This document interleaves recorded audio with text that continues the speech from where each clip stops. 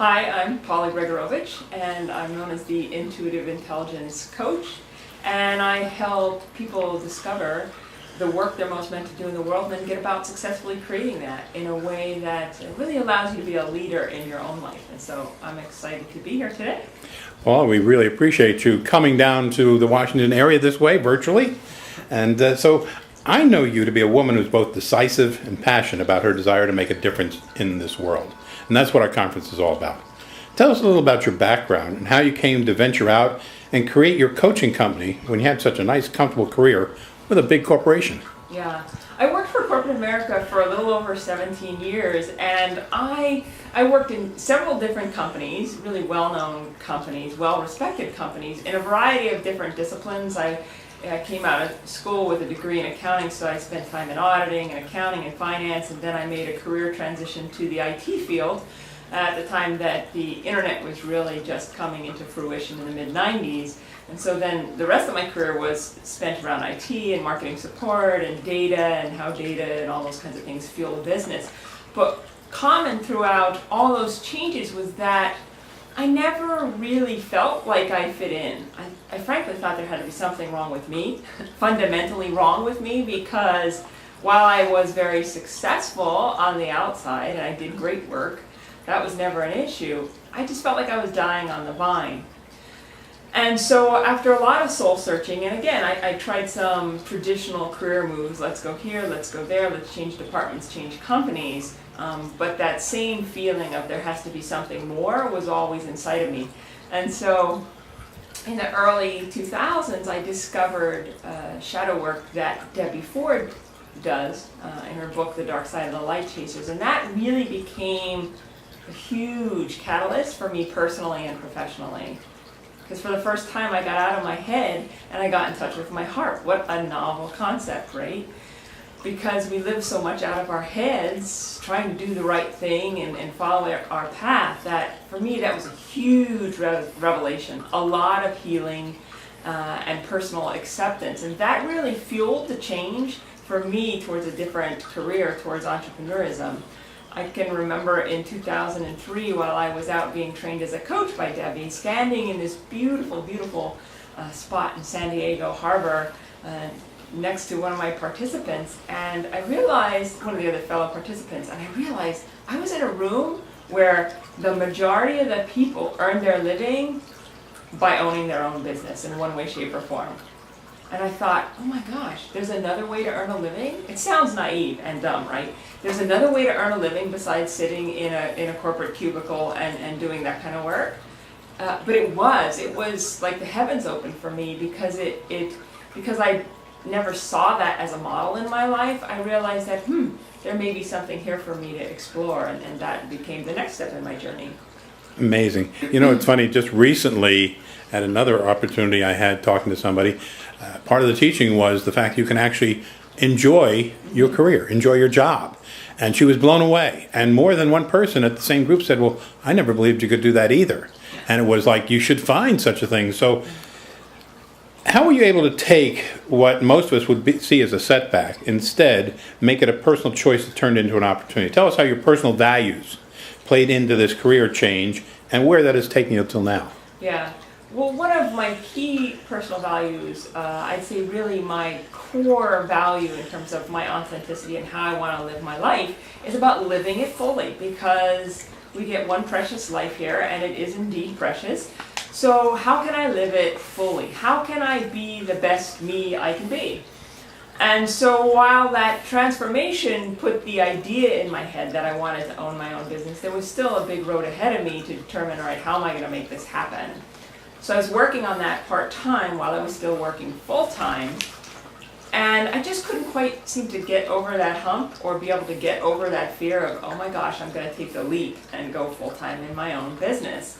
And one of my favorite stories, and to me it's a really big illustration of what I teach today in intuitive intelligence, because I was away on vacation in 2007 in one of my favorite parts of Maine, and really just doing some soul searching and wanting to surrender to how can I make this happen? If this is the sign I'm getting and the feeling, and this is aligned with who I am and my values of wanting to be a catalyst for change in the world, for wanting to help people live their best lives, how am I going to make this happen?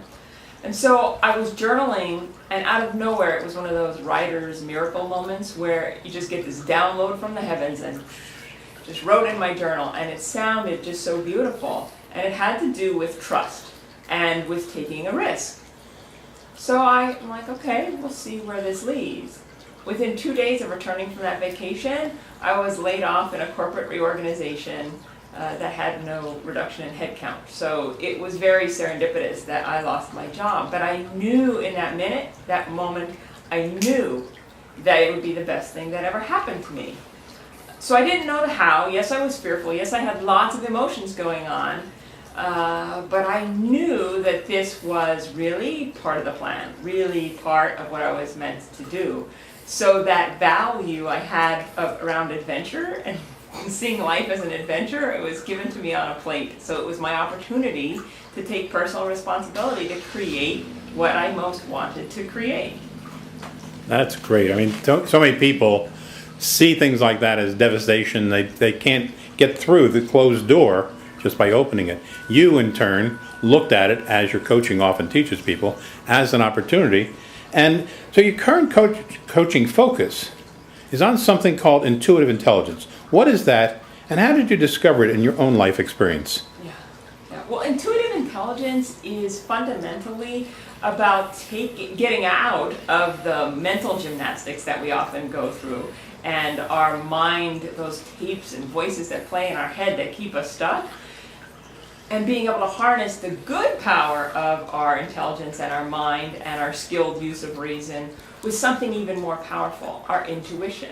Because that's innate to us, but we tend to ignore it. We tend to push it down because it's not as accepted. And it can be a little scary too, because being intuitive, having intuition, which we all have, which you have, it's a spiritual birthright. It comes with you when you're born. It doesn't always make sense. So it's about a gut knowing. It's about really knowing and feeling that in your body, and it doesn't always make rational sense. So it can be really frightening to us. And so what I do in my work is I help people get in touch and balance those parts of themselves so that you can get exponentially better results, easier decisions, wiser decision making. And so examples of how I arrived at that is that I noticed, and being a little resistant, it took me a while to notice this, but as I looked back over time, I realized that the most pivotal and meaningful choices I've made in my life were always ones that were made out of love and out of faith and out of an intuitive knowing versus a whole lot of pros and cons lists and trying to work it through in my head. In fact, in my work, I often call logic a four-letter word because we try to logically figure it all out, and we forget the magic and the mystery that is part of living, part of what it means to be a leader, part of what it means to be to innovate in our own lives and create this experience. So intuitive intelligence then is something that everyone has within themselves, but too few turn into to tap its empowering potential in achieving their own human potential. Tell us more about how you can tune into it and thus grow stronger in your own potential. Yeah. So at first it feels very unnatural. At least it did for me. There's some people out there where tuning into their intuition is second nature, and sometimes they have the opposite problem, actually grounding it into practical action. So I help people do both, but what I find is most of the time, more common to people is the opposite. So stuck in our heads, we can't get in touch with our intuition, what we really want, what we really, really know. So how you can start doing that right away is to first just give yourself permission to go there. Because it can feel unnatural, uncomfortable, and scary. But right now, just think for yourself. Have you ever had a gut reaction? Just a gut knowing that something was right or something needed to happen. It could be for a big choice in your life, or it could be something as small as, a gut choice of where you should go on vacation this year. But you had that sense in your body, even though it didn't make great rational sense. So we've all had that, and I'm sure you can think of one now. So the practice becomes getting yourself into a habit where you can start listening to the wisdom that's already inside of you, rather than being distracted by all the noise in our minds and all the noise in our lives, right? Because we're so busy and there's so much happening and it's 24/7 and we're connected by technology all the time. That doesn't make technology bad. After all, look how great this technology is, allowing me to be with you here today. However, we need time for reflection. So how might you work in some time to just be quiet, to just listen and start noticing, how does my body feel around this choice? What kind of guidance am I receiving? And notice, because guidance will come to you maybe in a feeling, maybe in a sense, maybe in an insight. And these little whispers that we receive, the key is to start listening to them and honoring the little ones. Because ultimately, our intuition, our wisdom is here to guide us towards our highest potential. And if we don't listen, it can be dangerous, because eventually wisdom's going to speak to us and it'll start whacking us with a 2x4 with bigger challenges that we might not want because we were ignoring the subtle signs to begin with. So it starts with tuning in and giving yourself permission to do so. At this Trio Leadership Summit, we have strong leaders from around the country, each with their own cause and passion for making a difference in this world, especially since most have been given a second chance at life through the gift of an anonymous organ donation.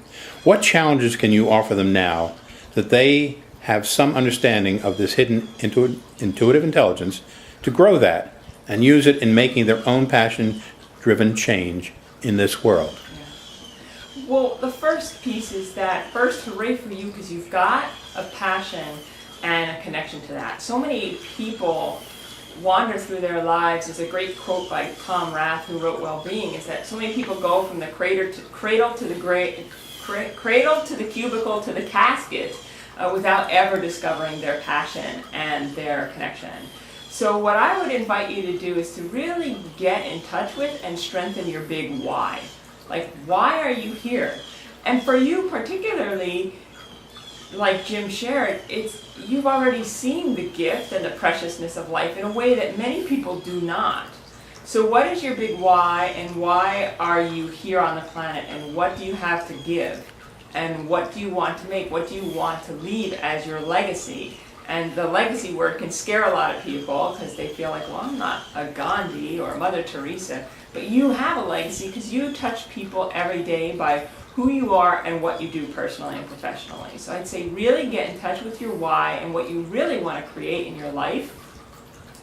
And then start making wiser choices by listening to your intuition and by choosing from love versus fear.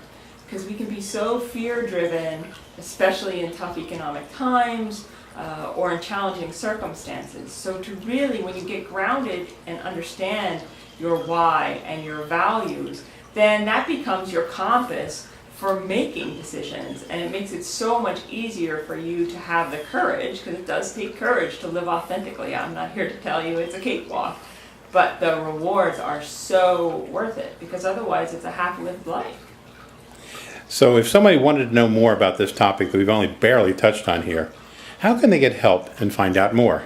Yeah, so the best place you can get more is actually two places. First off, I've written a report, an extended report on this topic called Your Own Uniqueness, The Path to Purpose, Prosperity, and Playfulness, which you can get at www.intuitiveintelligencecoaching.com.